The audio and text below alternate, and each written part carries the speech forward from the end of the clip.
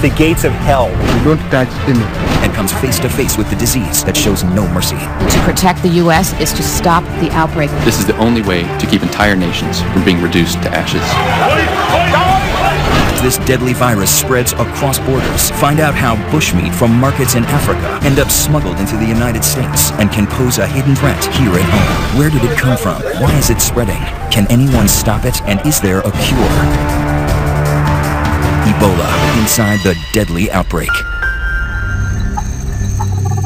Somewhere on the other side of the planet, in a hidden corner of a tropical rainforest, a new virus is surely incubating. A pathological killer that could unleash a deadly plague at any time. ABC's chief medical correspondent, Dr. Rich Besser, takes us on a harrowing journey to the heart of darkness. I'm crawling through the dense jungles of Cameroon with a man we call the virus hunter. He's in a race to stop a virus before it can infect human beings. What our work is focused on is understanding what's out there that could potentially harm us as a species. If you think this has nothing to do with you, think again. Inside the bush, animals hold the potential for worldwide danger. These paths are not just local roads, they are a virus's highway. When you see a logging road, what do you think about? I think about the potential for both animals as well as humans with new viruses to get to cities where you have planes, cities where you have boats. So things that happen in Central Africa don't stay in Central Africa. You got it. The bridge from animal to human? It's believed that fruit bats are the main reservoir of Ebola, carriers who don't get ill, but spread the disease to other wild animals. And then to humans, through bushmeat. Raw meat from apes, monkeys, and others killed for food, and who may carry the virus with them. But this meat doesn't always stay in the bush. Poachers sell it on the black market, and it's smuggled around the world, sold to immigrants longing for a taste of home. A few years ago, ABC News correspondent Dan Harris found what seemed to be black market bushmeat in this New York supermarket. How much you sell that one? It's a pound, $20 a pound. $20 a pound, that's too much, man. Oh, man. I mean, so this seems to indicate that this stuff is not hard to get. We know that it's readily available not just in Queens, but also in parts of Washington, D.C., parts of Minneapolis, St. Paul, other centers around the country. And it's because people have a passion for bushmeat. They want that taste from home. This African immigrant, a mother of 10 named Mamie Monet, was sentenced to 3 years probation for importing crates of monkey meat, which she has said her community consumes to celebrate religious holidays. Are you guys selling bushmeat out of here? No. No? No, bushmeat, no. Fish, dried fish, snails, bushmeat. We had an investigator with a hidden camera come in here, and he found what he said was cane rat from Africa. So nothing whatsoever. Bushmeat. Okay. And you're the owner, you say? The CDC says they're concerned. Experts say that meat like this could potentially be teeming with Ebola, or worse, undiscovered viruses carrying unknown threats. That's why Dr. Nathan Wolf's research is critical, searching in animals' blood for tiny microbes, diseases that could grow into lethal pathogens. It's not alarmist. It's happening. The deadly swine flu that killed 18,000 worldwide jumped to humans from pigs, HIV from a monkey, and now Ebola. Ebola is now an epidemic of the likes that we have not seen before. It's spiraling out of control. It is getting worse. It's spreading faster and exponentially. Where Ebola's hit the hardest? Okay? Liberia, the epicenter. Not a lot of flights coming into Monrovia, and those that are coming in, they're screening everybody for Ebola. Surreal, uneasy, in the grips of something awful. Monrovia, Liberia is a capital under siege by the deadliest Ebola outbreak in history. Doctors and relief workers suited up like spacemen make their way through the streets in a race to contain the virus that so far they've been unable to stop. What government wants to do is find out who are those that are sick so we can treat them. So they basically are checking who can come in and out of West Point. Only people with aid supplies and medical staff can go in and out, and soldiers. ABC News reporter Carrie L. Doe is Liberian-American, and she's been filing reports from a neighborhood here. How many bodies have you picked up today? 11 bodies. where thousands are under quarantine, she has watched as fear turned to despair, despair to anger, and then pandemonium.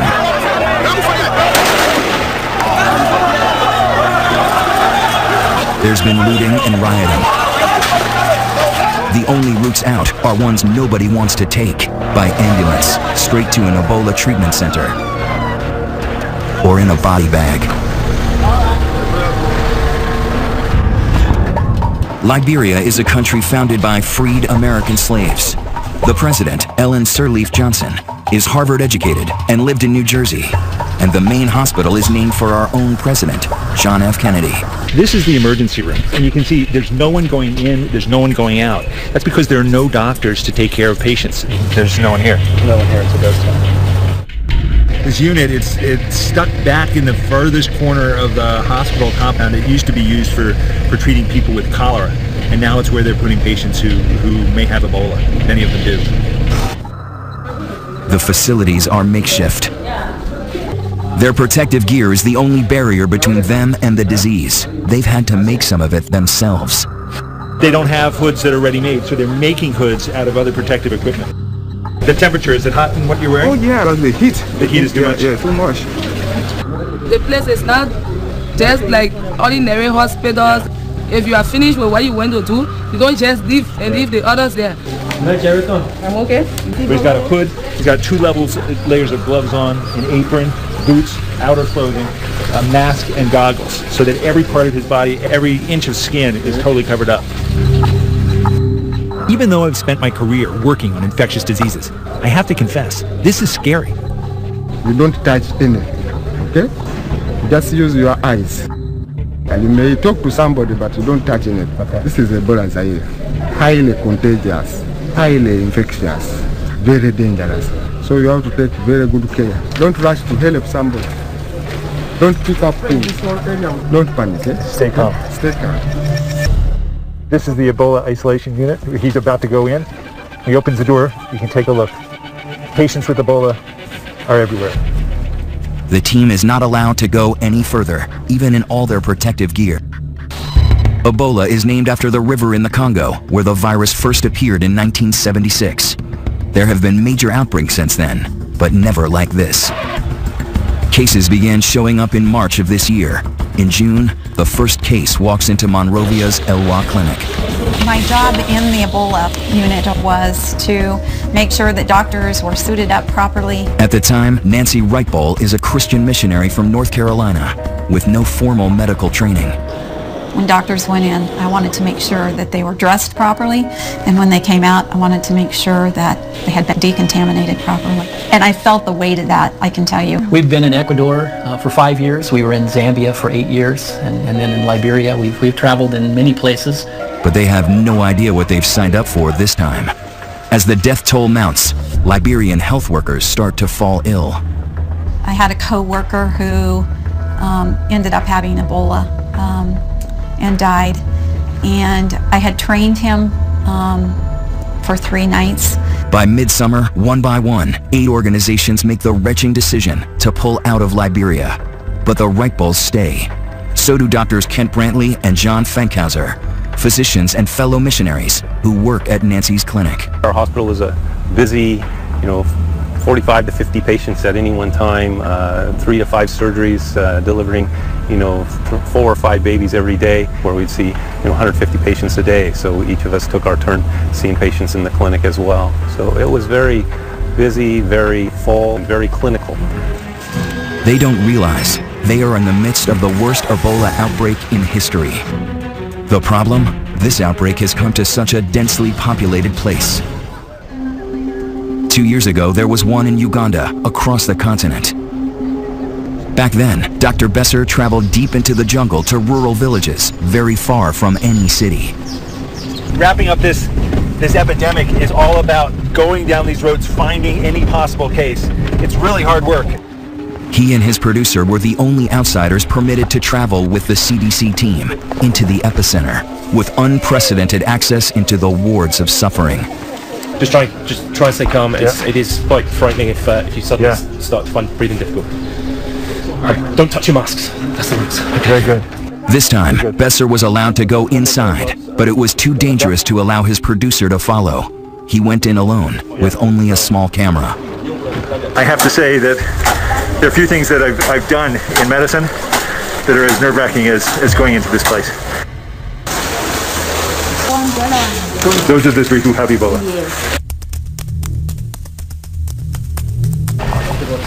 I'm doused with bleach again and again. It's hot in there. This outbreak was ultimately brought under control. Its isolation made it more possible to contain. But Ebola didn't go away. It may have been as early as December that this latest strain came out of the jungles in Guinea, along the open borders of 3 countries. And when it hit Liberia's biggest city, it exploded with a vengeance. Ebola travels through contact with bodily fluids, blood, diarrhea, vomit. And this is what makes this outbreak so dangerous. In an urban area with people packed on top of each other, Ebola has been almost impossible to stop. This is not just a threat to Liberia, this is not just a threat to West Africa or Africa, it's a threat to the world. If we don't turn it around, for every day it continues to spread, there's more and more risk of spread to other countries in Africa, other countries around the world. There is no way we can seal off and isolate a country, even if we wanted to. The real fear is that it could mutate into a smarter virus, turning airborne. It could infect with a single sneeze, as millions of lethal pathogens fly through the air. In airports, crowded subways, children's playgrounds. A global pandemic that knows no borders. Coming up, a call to action. We have to move with force as the virus turns on the American volunteers, brave enough to stand in its way. Really pretty sick. So they did the test. I did have Ebola.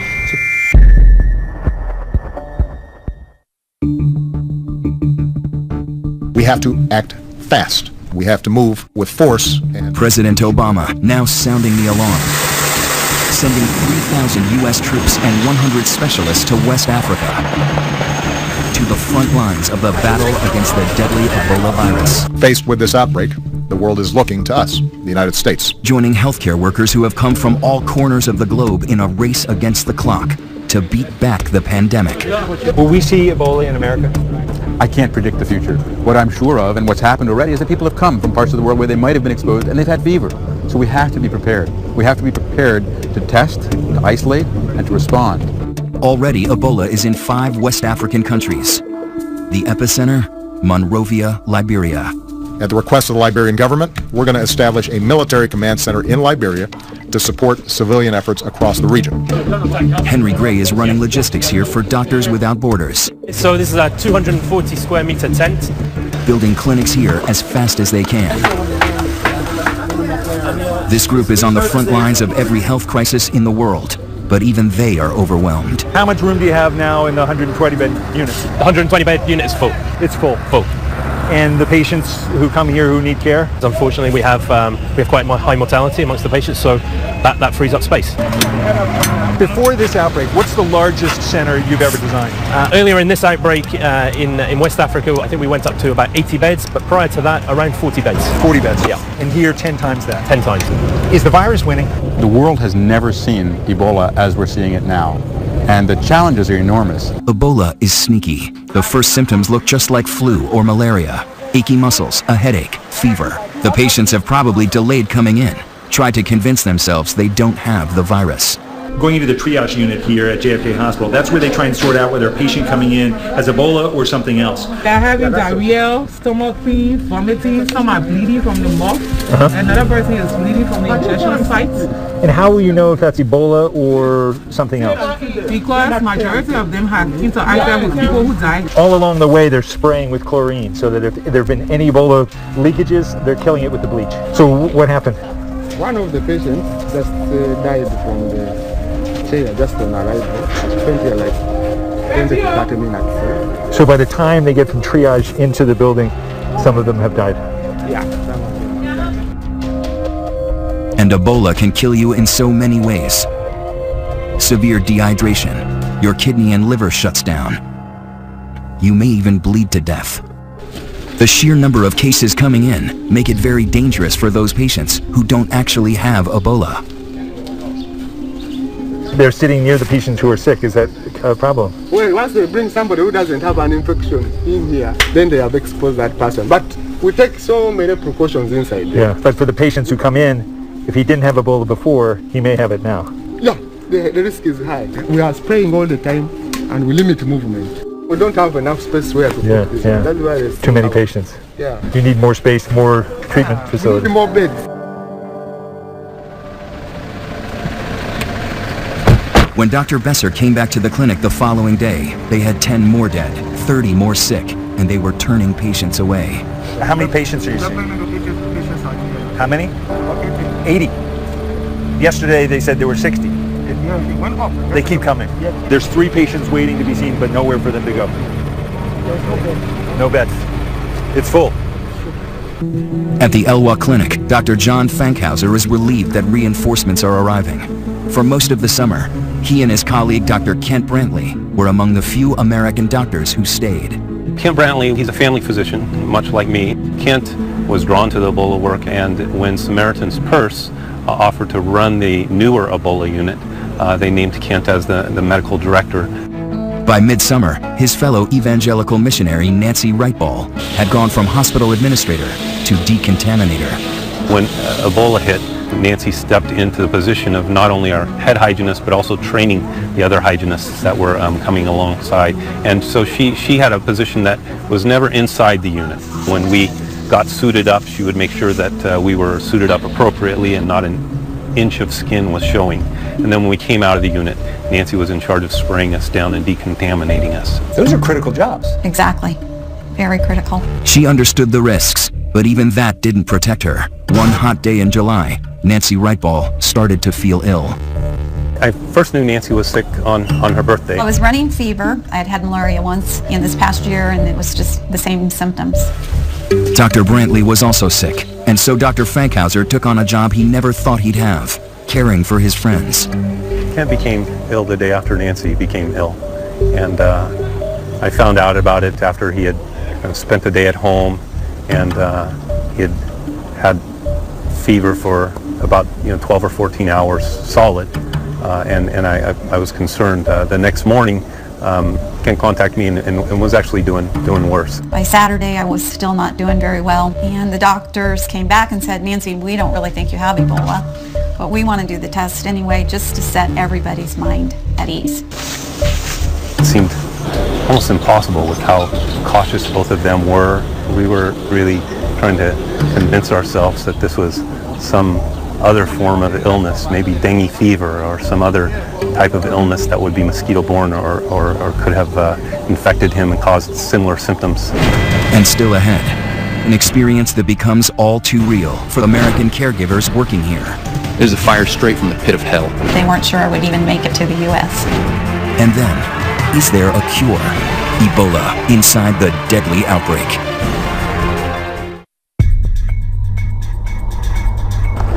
Here in Liberia, in the grips of the deadly Ebola epidemic, even the heroes are scared. Doctors and medical volunteers are vulnerable. In some outbreaks, they account for a quarter of all Ebola deaths. Closed off our program in April of this year. It just wasn't safe. We didn't think that we had the necessary precautions to do it safely. American doctor James Sirleaf is the son of Liberian President Ellen Johnson Sirleaf. He left his practice in Georgia to help with the crisis, only to find panic and chaos. The NGO community has mostly left. Yeah. We had to pull our physicians. We can't risk. These people are not Ebola-trained doctors. It's just not safe to have them here. While others pulled out, many of those who stayed were missionaries. And by early August, Americans Dr. Kent Brantley and Nancy Wrightball had serious symptoms. How do you tell the love of your life that they've contracted a deadly disease and that there's, a chance, a great chance that she might not survive? It fell to Nancy's husband David to deliver the diagnosis. He said, I want to tell you that Kent, Dr. Brantley, his Ebola test has come back and it's positive. It was hard to hear that. And then David said, and Nancy, you have Ebola also. The odds are not good. Among Liberians, more than half of those with the disease are dying. There is one slim hope. A new drug called ZMapp still being tested on monkeys. Dr. Brantley is the first human patient. Their charities hire a plane to transport them home over 4,000 miles in a specialized medical isolation pod, sealed to protect everyone on board. When I got on the flight in Liberia, I wondered if I would ever see David again. We felt like it was pretty critical. I don't remember much of the flight at all. Pretty dehydrated, really pretty sick. They weren't sure I would even make it to the U.S. They are taken to Emory University in Atlanta, a different medical universe. One of 4 high-tech centers in the country designed to handle the most deadly and contagious diseases. People who say that you should not have been allowed back in the country, it's just too dangerous. What do you say to that? I would say that in coming back into the country, we understand the concern for public health. Having said that, there have been established procedures and protocols that we took very great care in observing. Most important, Nancy is isolated from everyone, even her own husband. It's a really lonely place to be. We put our hands on the glass and, you know, I told her again, she's the most beautiful woman I know. It's her family and faith that got her through. I think one of the scripture, it's a psalm that so many people know, that the Lord is my shepherd. And yea, though I walk through the valley of the shadow of death, I will fear no evil. Some Americans say that you had no business being over there. It's too risky. We went to serve, but when you go to serve, you count the cost, but you lay it down. You lay down those fears, you lay down what you think might happen. Then, finally, the news that both the Wright-Balls and Kent Brantley have been praying for. They are virus-free. Today is a miraculous day. I am thrilled to be alive, to be well, and to be reunited with my family. But still ahead, what awaits American troops as they head for the hot zone? Panic in the streets. And can they help Ebola's youngest victims?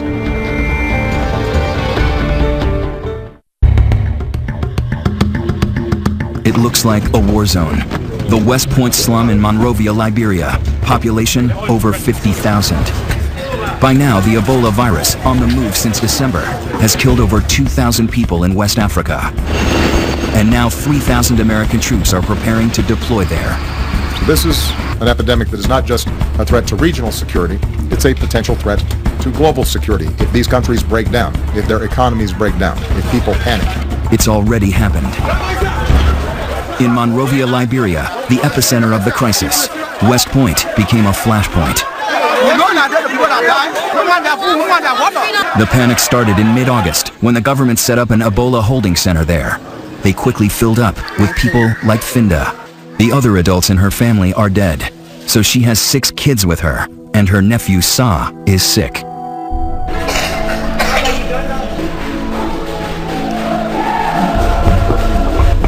Why are you laying down?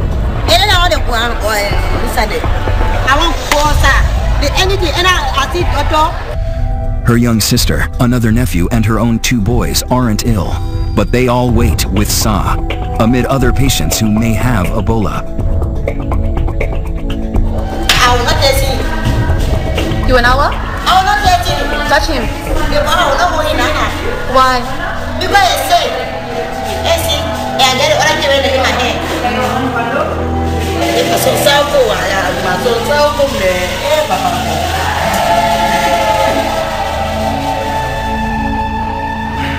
Her stay here is short-lived. Residents are furious that patients with Ebola are in the neighborhood, so they ransack the center, looting infected medical supplies. 2 days later, the government puts the entire community under quarantine. But the rioting and looting continue. Containing a frightened populace isn't easy. In West Point, the quarantine is doomed from the beginning. So there where the stream of crosses, that's where people cannot go past. That's the quarantine line. Yes. And the idea is that the germs will stay on that side of the line. I guess so. Yeah. That's just absurd. But when people are scared, they do crazy things. I've never seen a quarantine area like this. They haven't used quarantines like this where you shut off whole parts of cities since the Dark Ages. Behind the barriers, there's people who can't come and go. They've been in this compound for 7 days? 8 days. Why? It's like you're in prison.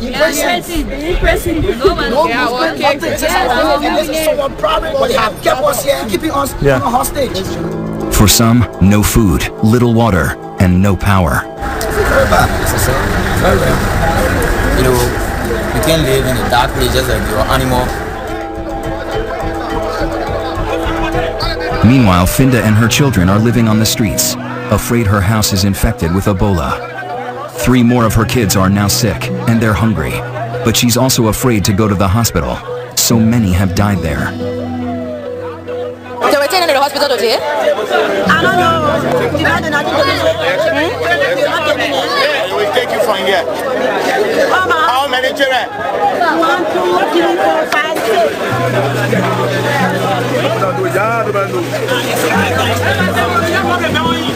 Like it or not, like so many others, she is forced to go. But it's too late. Little Sa dies in the hospital. But these photos have surfaced. Even in death, he is known as the little boy on the bucket. When Finda sees those pictures, she breaks down. I think it's going get better in my head. Because I get play for my children. Ali, the other baby people that die in my head. They might give me a guess so far. They be my hair. Come be happy. They say I get this out. Anything I little go. Now go out say that one I will not get it. Now go give me the one. I say voting for him. I say play for him for giving 10 and they want to obey my head. Coming up. He said we can come. A secret ritual, a hidden danger. Is there any way to stop this virus? The answer may surprise you. Ebola inside the deadly outbreak.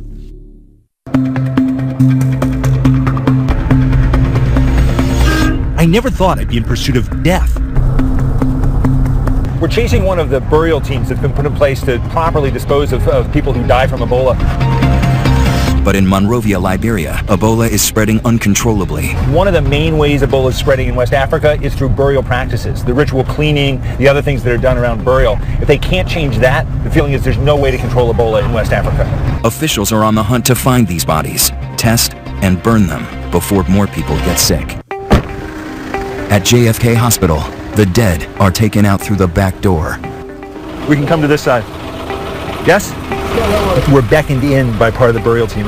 He said we can come. Don't touch anything. Don't touch anything.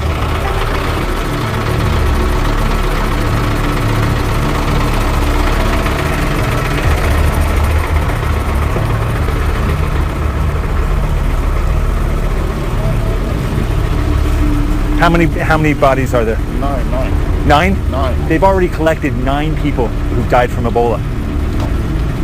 How many more will there be today? 5 more. 5 more to be collected. Oh my God. It's the first time here in Liberia that I've really been scared.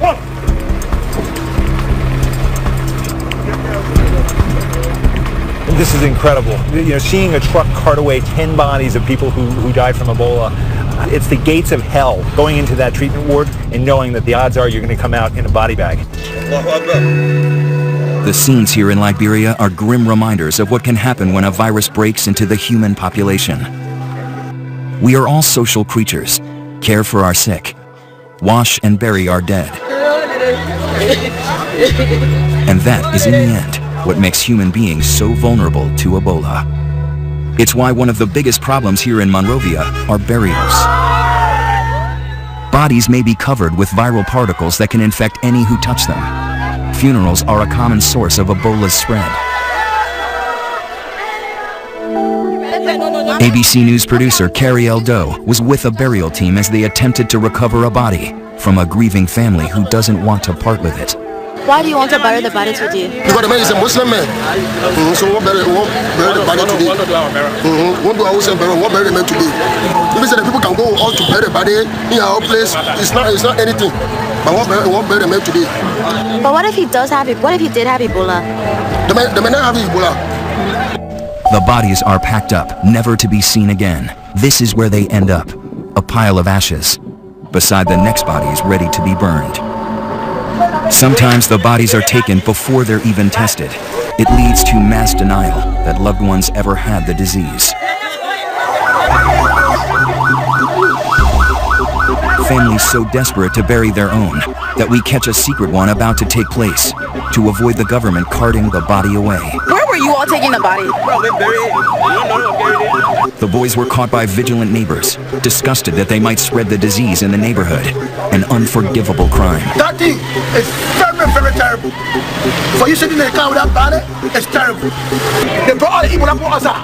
They put in the community straight away, y'all. Precisely what these body collectors are trying to avoid.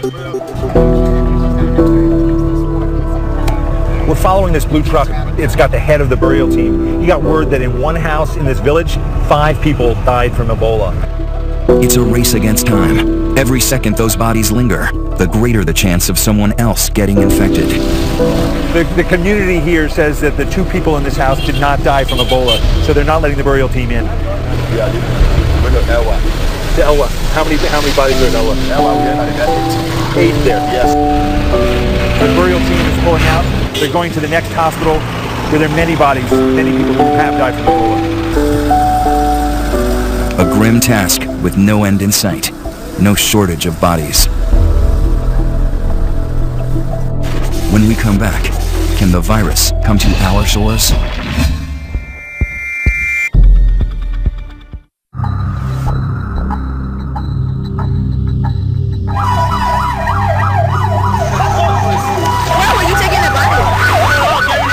It is a fire. It is a fire straight from the pit of hell. We cannot fool ourselves into thinking that the vast moat of the Atlantic Ocean will protect us from the flames of this fire.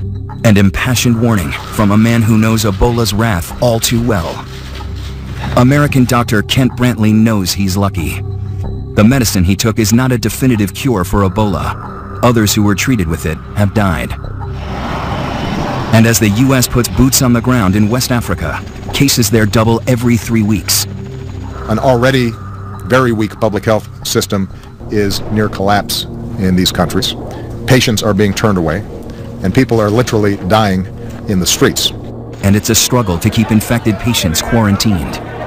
This video captures hospital workers trying to subdue a man who ran away from the Ebola ward. Even one case undetected can wreak havoc.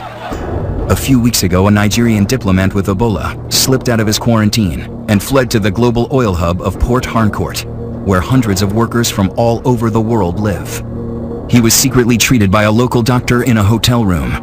That doctor died of Ebola, but not before treating dozens of patients that could have infected others. Now, more than 200 people are being monitored for the virus, leaving all of Nigeria at risk. This matters big, not just for Americans, for everyone in the world. This is an unprecedented health threat, and if we don't stop it here, we're going to be dealing with it for years around the world. As the world focuses on containing Ebola, there is hope that it can finally be stopped. Scientists are right now racing to develop a cure. The NIH is testing a new vaccine, while Japanese researchers say they've developed a method to detect Ebola in just 30 minutes. And the latest breakthrough. Doctors in Nebraska have injected Dr. Rick Sacra with antibodies from his colleague Kent Brantley's blood, and he seems to be responding. The best way to protect the U.S. is to stop the outbreak in West Africa.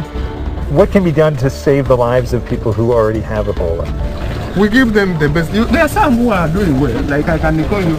Roma! There are some who overcome it, like this guy. How are you, my dear? Hello. Come here. How are you? Cross the water here. Yeah. How are you doing? You have been here for how long? How many days? 1 week, 1 day today. 1 week, 1 day? Yes. And how do you feel today? I'm okay. Jumping. And when will you go home? I want to go home today. Today? Yes. What do they say? When can you go home? And? When can you go home? When? Now. And a joyful homecoming for Liberian Dr. Philip Ireland, who contracted Ebola after bravely treating so many in his native country. You've survived Ebola? Yep. I've been through hell. Okay, I've seen death, and I walked through the valley of the shadow of death, and just to see the sun and to see the trees and to see my children, my wife, and just to be with them. Right now, I'm very grateful. I'm happy just to be alive. His words echoing a fellow survivor, American Nancy Reichball.